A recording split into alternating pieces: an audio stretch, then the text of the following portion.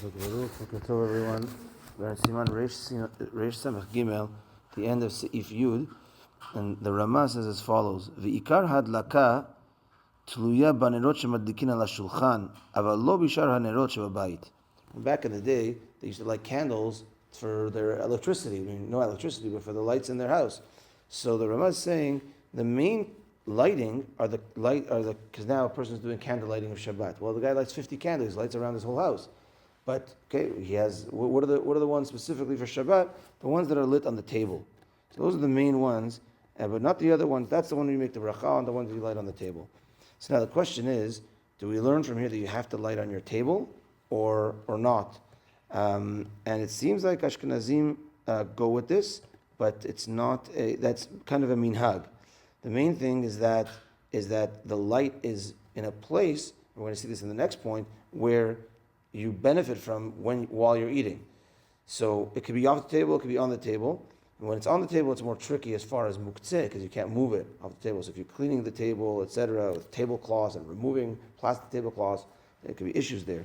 And actually, the Kaf HaChaim writes in the name of the Zohar that in the name of the Arizal that davka it should not be on the table, and try to make it on the south side, just like it was in the menorah. It's not a menorah; it's Shabbat candles, but candles are on the south side if you can make it. The main thing, though, is that it's going to be providing light for the table.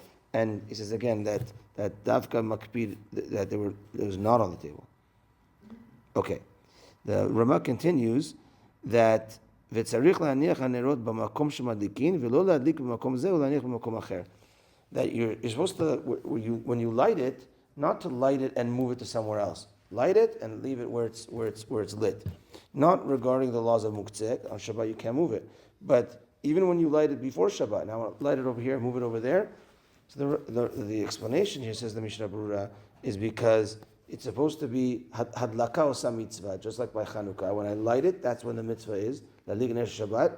I have to light a ner of Shabbat. If I'm putting it, let's say, in a bedroom, that we're not benefiting by the meal, that's the main thing of the Shalom Bayit, then it's not a ner shel Shabbat. It's so therefore now if I move it afterwards, no, you did the hadlaka in the wrong place. So it has to be lit in the right place. So he says technically you can move it from one correct place to another correct place before Shabbat. Let's say you lit it for Shabbat on one side of your dining room. Now you want to move it for whatever reason to another side while it's lit or whatever. Then that could be okay. Yesh la'akel if needed. Rav Avad Yosef adds one piece to this. Let's say a woman's not feeling well. She's upstairs in her bed. She's not feeling well, but she wants to light Shabbat candles, and she just can't go downstairs, whatever it is. So you could bring her the Shabbat candles and walk with it right after, walk with it down. Because it's, even though, what do you mean, it's in her bedroom, it's not lit in a place where there's the meal, but you know it's for Lichvot Shabbat. Right now you're moving it. You're not like placing it and then you place it later. Right now, so therefore it shows it's for Shabbat, there's no other reason. So therefore, in that case, that would be allowed.